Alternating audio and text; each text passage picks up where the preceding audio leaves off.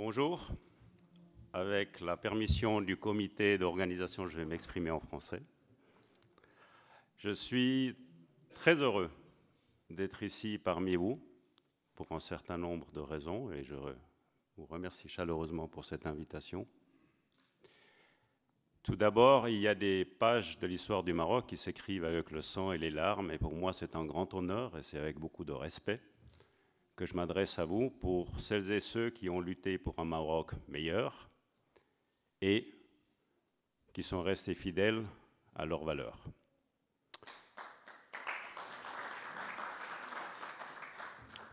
Ensuite, l'histoire du Maroc a encore beaucoup de pages qui restent méconnues. Quand j'ai écrit Héros sans gloire, un certain nombre d'informations n'étaient pas encore disponibles. Depuis, beaucoup de gens se sont exprimés. Maintenant, vous vous rappelez, c'était il y a plus de 20 ans. À l'époque, Abdelrahman Yousfi, que vous avez entendu, était Premier ministre. Il y avait une période qu'on appelait d'ouverture, de transition. Les prisons se vidaient. Aujourd'hui, on vit une autre période. Les prisons se remplissent de nouveau et malheureusement, elles se remplissent avec des journalistes et des historiens, ce qui ne nous aide pas pour comprendre notre histoire. Et enfin, le témoignage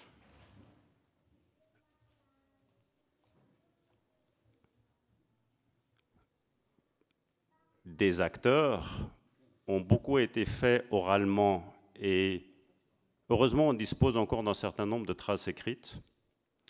Et pour celles et ceux qui ont côtoyé mon père ont vu qu'il consacrait beaucoup de temps à écrire, notamment pendant les heures de la clandestinité, et celles et ceux qui ont connu la clandestinité savent que les heures se transforment en journées et les journées se transforment en semaines. Et ces écrits ont été rassemblés grâce au travail effectué par Abdelghani Bousta, dont je salue la mémoire aujourd'hui. Et je pense qu'en effet, nous disposons encore d'un corpus d'informations qui mérite que des historiens continuent ce travail de recherche et une analyse critique. On m'a demandé de faire une petite biographie de Mohamed Bennouna. Qui était Mohamed Bennouna? Je pense que la plupart d'entre vous le connaissent, natif de Rabat, né en 1938 dans une famille de résistants. Son frère Abdelwahed était un résistant. Il a très vite milité dans la jeunesse du parti, Toufoula Cherbiya. Il a baigné dans ce milieu. Et aussi, il a très rapidement poursuivi ses études en Allemagne de l'Est. Il est arrivé en Allemagne de l'Est. On lui a tout de suite demandé de faire un discours sur l'assassinat de Patrice Lumumba et dans la foulée, il a organisé une cellule d'étudiants marocains, une cellule en RDA, en République démocratique allemande, pour les étudiants marocains, une cellule de l'UNEM. Cet aspect qui consiste à consacrer ses efforts à l'éducation de la jeunesse est une constante. Vous savez tous que Mehdi Ben Barka était aussi professeur de mathématiques en 1963 pendant les élections. Quand il sillonnait le pays, il disait à qui voulait l'entendre « Mettez vos enfants à l'école ». Il y avait cette idée qu'il fallait éduquer et c'était basé sur une notion très très simple, c'est que après le combat pour l'indépendance, après la souveraineté nationale, vient l'émancipation du peuple. Condition nécessaire pour sortir le pays de plusieurs siècles de féodalisme et le tourner vers le progrès. Et je pense qu'on peut résumer le combat de Mahmoud Bennouna comme une tentative de réaliser cette vision qui a animé beaucoup de ses camarades au sein de l'UNEM et au sein de l'UNFP. La chronologie des faits du 3 mars, dont on célèbre le 50e anniversaire, qui a été rapporté de l'intérieur par le témoignage d'Abdullah al-Melki, de façon poignante, peut, d'après un regard externe, paraître anecdotique. Par contre, si on le replace dans son contexte, Ibrahim Ouchel a essayé aussi de restituer certains éléments de ce contexte historique, ces événements prennent une toute autre dimension. Les événements dont on commémore aujourd'hui le 50e anniversaire s'inscrivent dans une dynamique historique qui se nourrit des prémices de l'indépendance, de ces tentatives d'émanciper le peuple, tentatives qui ont été réprimées. Au même moment, il y a une révolution en Algérie, il y a une révolution à Cuba, il y a un contexte international qui bouillonne. S'en est suivi la répression de 1963, l'exode des militants, la pourchasse des militants, l'assassinat de Mehdi Mbarka et la polarisation du conflit entre le pouvoir d'un côté et l'opposition. Je rappelle qu'en 1969, un coup d'État a aussi balayé une monarchie en Libye, tentative que l'armée marocaine tentera d'effectuer en 71-72 avec le résultat qu'on connaît. Tous ces événements, vous les connaissez, je les rappelle simplement pour replacer les événements du 3 mars dans leur contexte, puisque à l'époque, l'UNFP se voyait réellement comme une alternative à la crise, comme une alternative à l'impasse politique dans laquelle avait sombré le pays. Donc, si le travail d'un historien consiste à restituer les faits, ce qui est aussi fondamental, ce n'est pas simplement la chronologie des faits, mais c'est d'essayer d'en restituer la signification. Quelle est la signification du mouvement du 3 mars? Et ça fait encore beaucoup de débats aujourd'hui. L'histoire est remplie d'exemples où un geste, une action peut faire basculer l'histoire. Pourquoi? Parce qu'un geste, ça vaut 1000 mots. Et c'est exactement dans cet état d'esprit qu'il faut replacer les événements du 3 mars. C'est une volonté de dépasser l'impasse politique dans laquelle sombrait le pays à l'époque. Mais il ne s'agit pas d'un geste isolé. Il ne s'agit pas d'une action irréfléchie qu'on a pu le penser. Il s'agit d'un geste mûrement réfléchi, fait de rigueur, d'analyse, de préparation, d'entraînement et de discipline.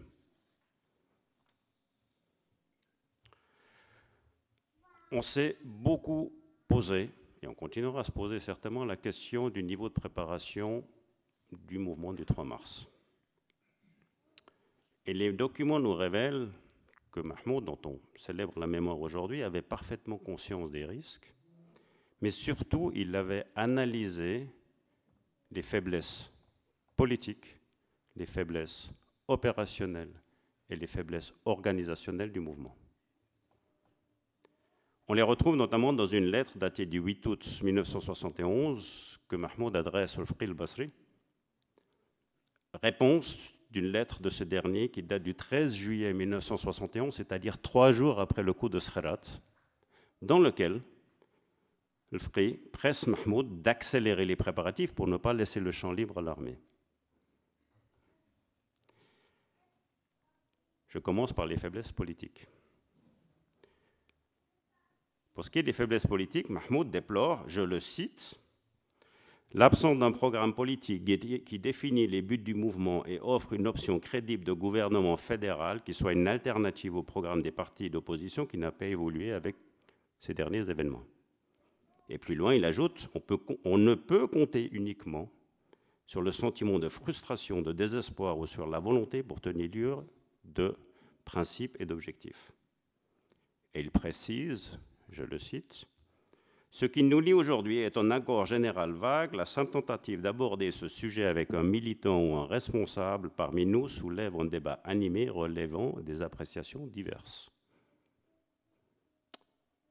Il évoque enfin les risques qui découlent en des termes sans concession. Nous ne ferons que semer le trouble et permettre à une classe exploitée de faire main basse sur le pouvoir. Or, une telle éventualité a beaucoup de chances de se réaliser, même si nous œuvrons au futur, ce qui est notre devoir, et poursuivons nos efforts présents, ce dont nous nous efforçons, nous ne ferions rien d'autre que de remplacer un régime corrompu par un autre. Ceci, parce que notre mouvement est basé sur le culte de la personnalité à tous les niveaux, au lieu d'un lien idéologique et organisationnel librement choisi et consenti par les militants, et sur des ensembles de comportements rétrogrades qui trahissent des relents de féodalisme. Je pourrais apporter plus de détails à ce sujet, mais pas dans cette lettre. Si, comme on le prétend dans nos écrits, on privilégie l'analyse scientifique, il nous incombe d'évaluer et d'orienter notre action à la lumière de la réalité des faits et non des opportunités. Pourtant, l'analyse reste chez nous une illusion et une chimère. Dans le meilleur des cas, notre mouvement l'utilise comme ornement en se parant de formules toutes faites, répétées telles quelles comme des textes sacrés. Sinon, on se contente d'éclairer nos objectifs généraux d'une vague analyse approximative. Le plus grave, c'est que nous laissons ainsi les erreurs perdurer et se propager dans nos rangs. En plus des faiblesses politiques, il avait également analysé les faiblesses opérationnelles du mouvement et selon lui, le maillon faible se situait pour une part au niveau des communications par voie de messagers et de passage de frontières. Je cite, « En ce qui concerne les camarades restés au Maroc après les arrestations, ils constituent, en plus de leur formation politique, un modèle de discipline et d'exemplarité au même titre que leurs camarades du Moyen-Orient. » Abdellah Al-Melki, que vous avez entendu, fait partie. Tous ces militants sont d'une grande valeur.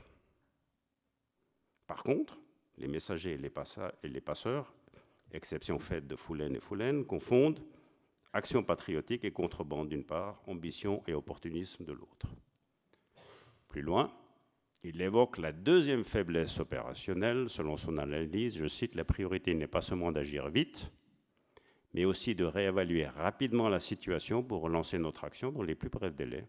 Notre handicap actuel est l'armement et nos relations avec l'intérieur. C'est pourquoi il faut accélérer la mission de la Libye pour qu'elle nous approvisionne en armement. » Faiblesse politique, faiblesse opérationnelle, et comme ça ne suffisait pas, il avait aussi analysé les faiblesses organisationnelles, et c'est là un des points de divergence essentiels entre lui et el Free Basri.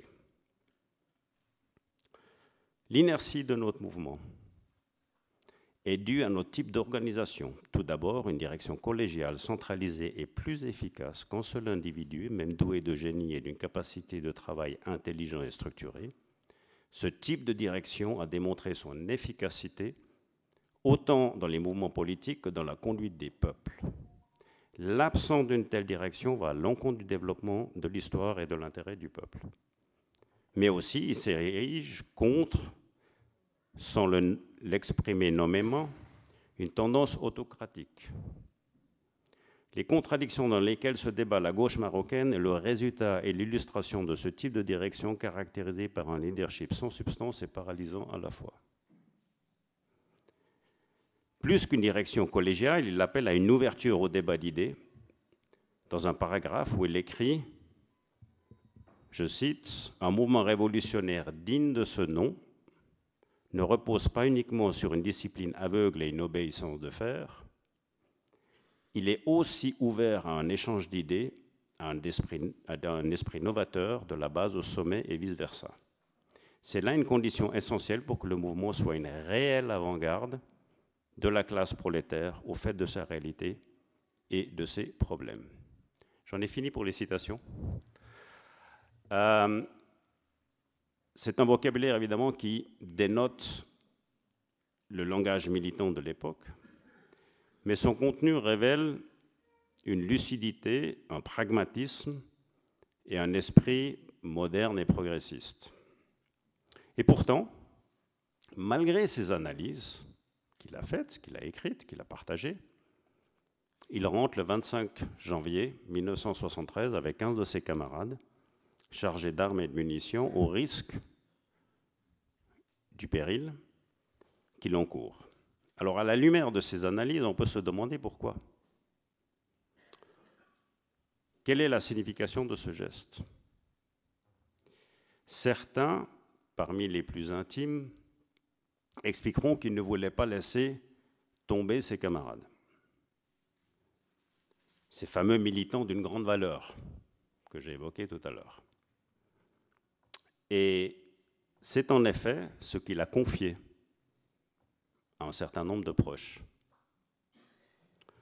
Mais on trouve un autre élément de réponse. Et dans la même lettre que j'ai évoquée précédemment, il y a un passage révélateur où il évoque le niveau de préparation jugé très avancé dans l'Atlas. Je le cite. Au niveau militaire, les arrestations de 70 prouvent que la plupart des prisonniers sont des paysans. Ce pourcentage reflète la réelle situation économique et sociale du pays et impose l'option d'une révolution populaire de longue haleine. Ceci, malgré le manque d'organisation dans les campagnes qui, comme l'ont démontré les procès-verbaux de police et des comptes rendus d'audience des tribunaux, découlent de l'égarement des dirigeants ignorant des tâches qu'ils ont à accomplir. Ces arrestations ne ont laissé que des militants rescapés résidant à l'étranger et coupés du peuple marocain. Or, le principe fondamental d'une révolution de libération populaire est incompatible avec cet éloignement.